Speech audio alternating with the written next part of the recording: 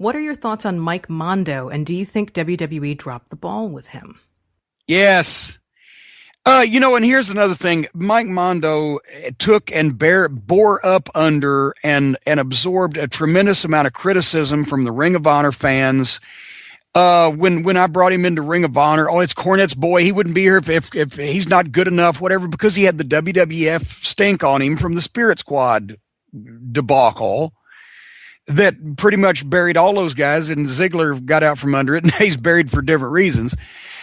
And under a pile of concussions. It seems like every time he turns around, he's got a concussion. So, yes, but Mike Mondo. Here's the thing: if anybody understood wrestling and knew this guy and had paid attention, when he was 18 years old, he came down to an OVW tryout camp from New York, and he impressed everybody. And he'd only had a handful of matches at the time, but he was in shape.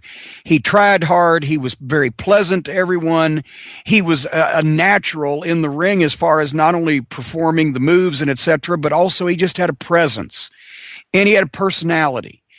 And so he agreed to come to OVW and train, and spent several years here, during which he not only excelled at all the classes, but he excelled at everything we asked him to do, whether it be television or live events, always on time, never a problem.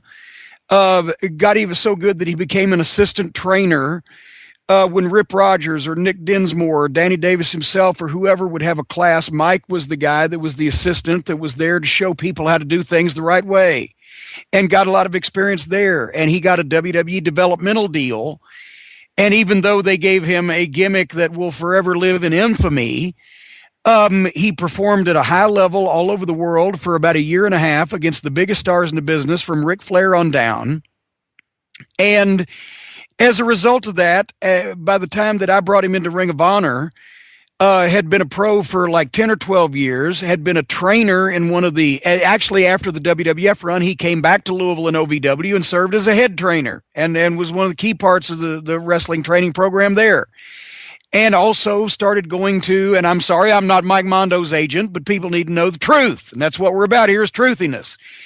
He was one of the people who was selected by the video game people to fly to California on a regular basis several times a year and do all the moves for the wrestling video games, because he was so apt and adept at doing everybody's move and wrestling everybody's style that he was chosen to do that. So you got an all-around wrestler and worker and trainer and experienced world traveler that you can put in the ring, that can still go, that's still young, that is not going to cause you any problems.